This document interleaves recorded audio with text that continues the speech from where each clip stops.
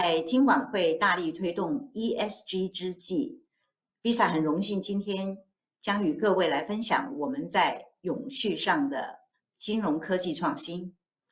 Hello everyone, I'm Michelle, General Manager of Visa Taiwan. I'm very excited to be back at FinTech Taipei to share FinTech innovations around this epic topic of sustainability. Sustainability is a challenge for all of us and of our time. For the urgency of the climate changes looms, it is an incredible opportunity for the payment industry to empower the business and the consumers to change how they produce and how they spend. With that, we launched the Visa Eco Benefits that helps the cardholders understand the impact of their spending on the environment and encourage the changes for sustainable consumption and behaviors. So today, Visa invited two guests here to share with us more. And let's welcome Passion, Head of Inclusive Impact and Sustainability for Visa Asia Pacific. Pat is a social impact-driven professional with over 25 years experience driving the corporate social impact, sustainability, social finance, and nonprofit innovations in the US and Asia Pacific. Also, we have Phil. Phil is the Managing Director of Verrency in CEMEA and APAC. He has a new 20 years banking career working across multiple geographies, including Australia, UK, Europe, and the Middle East. Verrency is an important partner to Visa, facilitating carbon calculations and the offset solutions. Now, welcome Pat and Phil. It's great to have both of you joining with us today. So my first question goes to Pat. Could you elaborate on Visa's sustainability strategy and the launch of the Visa Eco Benefits? Thank you very much for that question, Michelle, and hello to everyone that is online. It's a great question, and I think it's important for us to remember that any sustainability strategy should be grounded on a strong ESG framework and an environmental, social, and governance framework. And in Visa's case, it is the same. We take a holistic approach towards our environmental, social, and governance responsibilities. We have a framework that is grounded across 5 key areas. We want to operate responsibly with great corporate governance. That's number 1. Number 2, we want to invest in a diverse and inclusive workforce. We want to, number 3, ensure that customers are well protected with secure commerce, which is something that I'm sure clients and consumers and stakeholders who engage with Visa are already familiar with. We also want to, number 4, empower underserved people to advance economically. And then lastly, number 5, and very specific to our topic today, we want to ensure that we can help protect our planet, not only just within Visa's operations, but also within the larger payments ecosystem. And so Visa's aspiration is to be an engine that can help to drive sustainable commerce and will allow us and our partners to jointly play a part in the transition to a low carbon economy. So within this context, our sustainability strategy has 3 main pathways to see us playing a role as such an engine. Firstly, we want to be a sustainable company ourselves. We are already climate neutral today, and we aim to achieve our net zero goals by 2040. Secondly, we want to provide our clients and our partners with features, solutions, insights that will help them also engage their customers and stakeholders in adopting sustainable behavior. And then thirdly, we want to join this global effort with major brands, companies, so that we can all promote sustainability and be part of this global movement. And we join associations, councils, and industry groups that will allow us to advance the adoption of sustainable behavior. So overall, this strategy envisions that we can partner with Visa's wide network of clients, financial institutions, digital partners, and more, so that our customers and our stakeholders and their customers as individuals and businesses can all contribute to a low carbon economy. So with that context, Visa launched Eco Benefits because we recognize that the younger demographic and consumers have a stronger interest in sustainability around the world. We also know that many of our clients, our financial institution clients especially, are working and to serve the needs of a consumer group that has a growing passion for the environment. And so we know that digital payments should therefore offer not only cost-saving benefits, but also be good for our planet. So the appetite for sustainable banking in general in Asia Pacific is high. More than half of the consumers in Asia Pacific have already indicated in our consumer surveys that they will switch banks so that they can access a product or service that helps them understand the carbon footprint and the environmental footprint of their spending. So consumers want to know more about how they can be better informed. They want to know more about how they can take action. And this is why we provided Eco Benefits as a potential suite of solutions that our clients can bring to their customers. So the benefits are designed for our clients to provide to their cardholder customers a suite of features that will allow them to better understand their environmental impact of their spending and also be incentivized to adopt sustainable spending behavior. The features include carbon calculation tools. It includes access to carbon credit offset options. It allows cardholders to make donations to environmental charities. It also provides personalized education hints and tips for the cardholders so they know how to make transactions that are lower in their carbon footprint. And we also work with our clients to support eco and sustainability themed campaigns and engagement with their clients. So it's a really exciting initiative for us, and we're really delighted to partner with fintechs like Verrency to bring this suite of solutions to Asia Pacific. Thank you, Pat, for sharing this exciting initiative. Now, Phil, let me switch to you. Verrency is our very important partner facilitating this. So could you tell us more about the carbon calculation and the offset solutioning? Especially that we would like to know what is the consumer journey looks like. We essentially saw an opportunity to help our partners give their customers the chance to firstly become informed, and Pat talked about that earlier, become informed, and then secondly, to start to take action to reduce the impact that they're having on the environment. And we do this by empowering consumers through our carbon solution, which has three sort of key elements to it. Firstly, we talk about giving the customer insights, and this allows them to understand the impacts that their spending habits are having on the environment. And this is where our calculator comes in. So we take data from trusted sources like Standard & Poor's, we calibrate that, and we put our own sort of proprietary business intelligence over the top of it. And that allows us to then estimate the carbon impact of every transaction that a customer makes.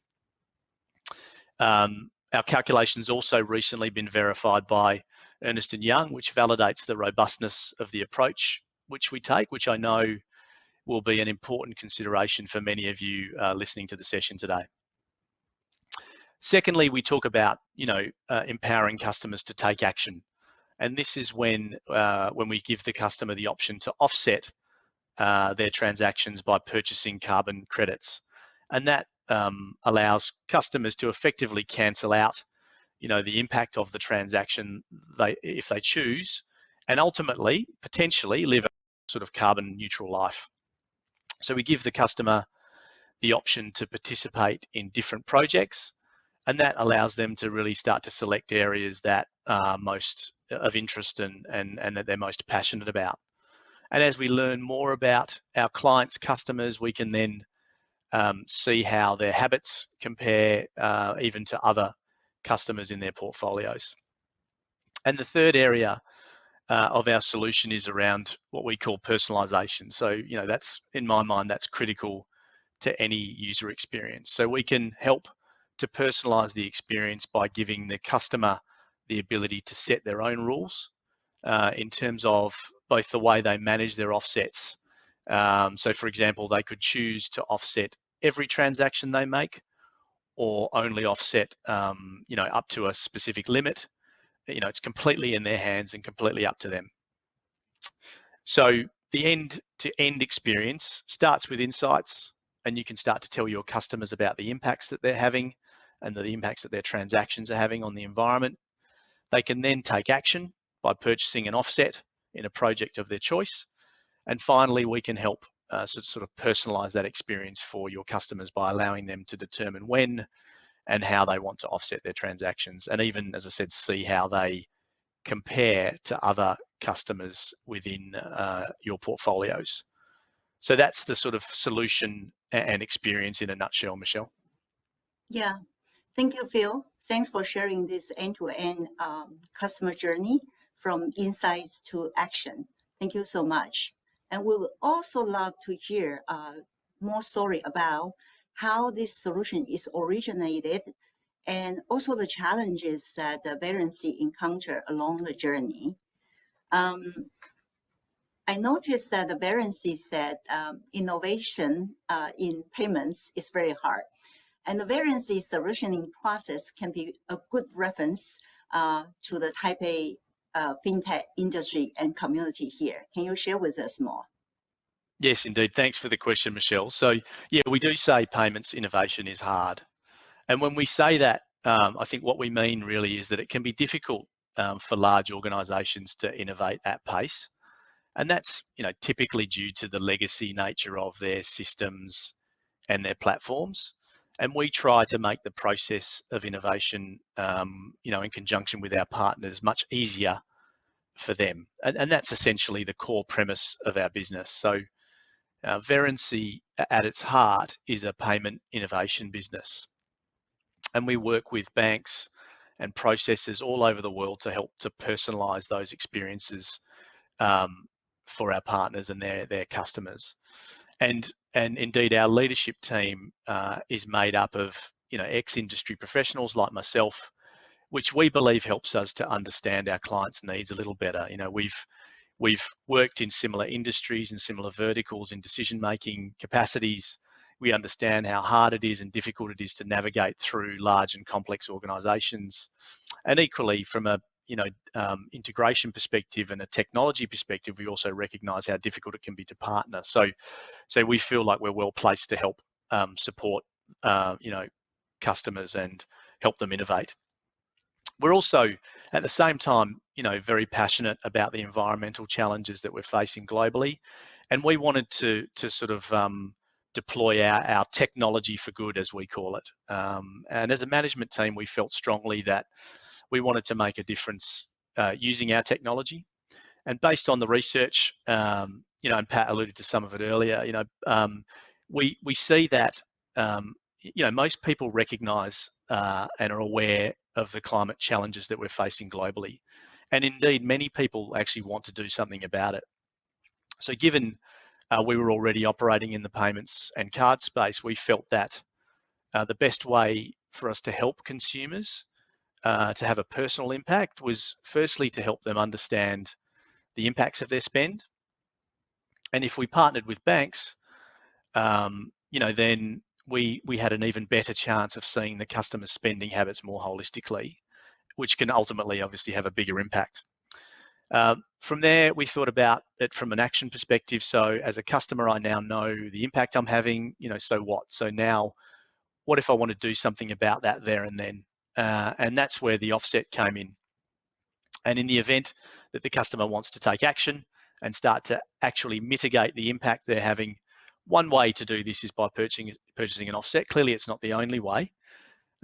Customers can also take the information that we provide them through our calculator and the broader eco-benefits solution and start to change their behaviours. But we know that that takes time.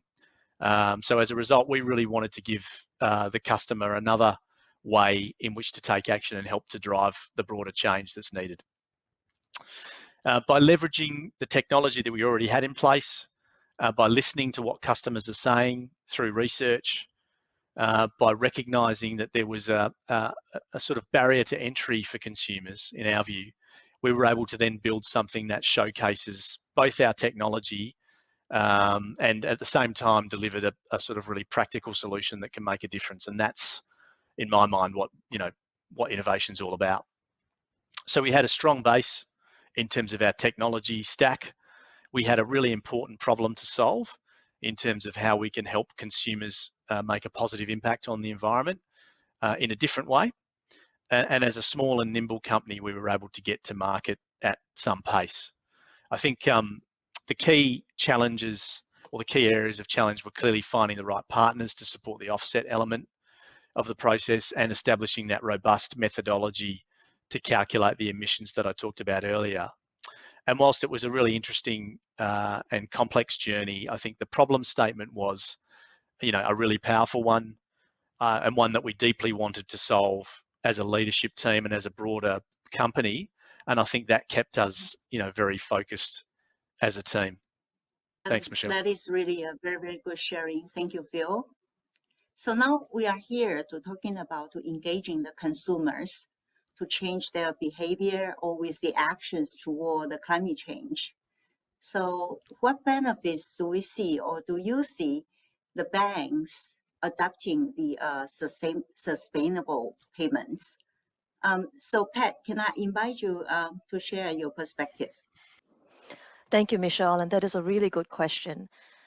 It is, of course, we know that it is beneficial and it feels good to be involved in providing products and services and solutions that will be helpful for our environmental footprint and the planet. But there are very real, also business tangible benefits that come from offering solutions that will support consumers and businesses to adopt sustainable behavior. Well, firstly, given that the momentum and the trend of consumers at large is to be now more sustainable and their desire to adopt sustainable behavior, by offering these types of solutions, we can help to increase customer engagement. Phil mentioned earlier that there is a lot of very useful data that can be provided to customers so that they understand the environmental impact of their transactions. And these kinds of information and data are helpful to keep customers more engaged with the bank or the service provider that is delivering the solution to the customers. So increasing customer engagement is a very tangible benefit by offering sustainable solutions. The second benefit also is that we are in a competitive industry, and especially now post-pandemic, the various options that are available digitally to many consumers are very diverse. So by providing something that the consumers are looking for, that the businesses need, which is really to help them achieve their sustainability goals, will help any service provider be top of wallet preferred by their customers and their stakeholders. So the opportunity to bring sustainability as an added feature so that there is a stronger value proposition to engage with your customers and have them prefer your solution over another provider is again another real benefit. The third benefit is that sustainability as an industry, as an opportunity to unlock more revenue streams is real. We know that many of our banking clients and other financial institution customers also have some form of sustainability offering, whether it's a sustainability banking service or other forms of analytical support. And by being able to integrate sustainability offerings in the digital payment space with these types of solutions, we can potentially unlock more new business that will be beneficial from cross-selling or upselling to create greater opportunities for more transactions with these consumers. And then all of that is to really help you retain and acquire more customers as we go into this next stage of the development of Asia's economy. I'd like to just also quickly another point about the way that we can see banks being able to realize these benefits. One perspective that I have, and coming off of Phil's remarks, is that working with fintechs is a really innovative and also advantageous way to help us realize these benefits. And we're glad to have that partnership with Verrency also on this front. We realize that working with fintechs, especially using technology to help us realize how we can turn some of these benefits into real commercial outcomes, is that it allows our customers to reduce the barrier to entry into what can be a sometimes complex but also increasingly competitive marketplace. Technology also helps to reduce friction for the customers and cardholders to adopt the kind of solutions that we're proposing. And knowing that climate challenges are borderless, being able to engage with digital solutions will allow some of these customers to adopt solutions quicker as well. Secondly, fintechs are already present and engaged in the sustainability sector, whether it's in sustainability and ESG related reporting, supply chain management, and so forth. So working very directly with fintechs will allow us to have an ease partnership and also easier entry to market. And thirdly, fintechs is also where the next wave of sustainable businesses are. The Gen Z consumers are digital natives. They are, especially after the pandemic, very engaged with digital businesses, and fintechs play a very big role in that. So it is natural then to be partnering with fintechs to achieve that type of outcome. So I hope that that provides you with some perspective, Michelle, for how we see banks being able to benefit from adopting sustainable solutions for their customers through technology solutions as well. Thank you. Pat, I think the Taiwan industry would love to hear more about the best practices around the world. Can you share with us the Visa global initiatives in this area, and so that the industry here, as well as the audience today, can reference with? I'm happy to do that, Michelle, and I wish we had more time to share with you a lot more examples, but I'll just quickly bring up two. One of them is a partner that we work with in the US, where they have issued what's called a future card. And what future card does is that it provides very easy to understand and easy to utilize incentives and rewards whenever the cardholder conducts a transaction that is contributing to sustainable outcomes, like taking mass transit or purchasing from a sustainable merchant and so forth. And what's particularly exciting is that this is a digital credential. So you reduce the plastic challenge because you're not actually holding a card in your hand. So that's an example of how one of our partners have really come up with an offering that is appealing to the next generation consumer that both Phil and I have already been talking about. Another example is the partnership that Etihad, which is an internationally known airline, has with the First Abu Dhabi Bank. And what they've offered is the first sustainability of card offering in the region, where they are able to provide the Etihad travelers, as well as their frequent flyer travelers, with options to quite easily and digitally take action to offset the carbon footprint of their travel plans. And this is exciting for us because we also know that there is a very strong tourism and travel industry that is active in Taiwan. We also have continued work with many different sustainable interested banks in Asia by looking at opportunities related to indexing and benchmarking with analytics that will help to support the commercial offerings as well as sustainable banking solutions that some of these financial institutions may want to offer to their SME or consumer clients as well.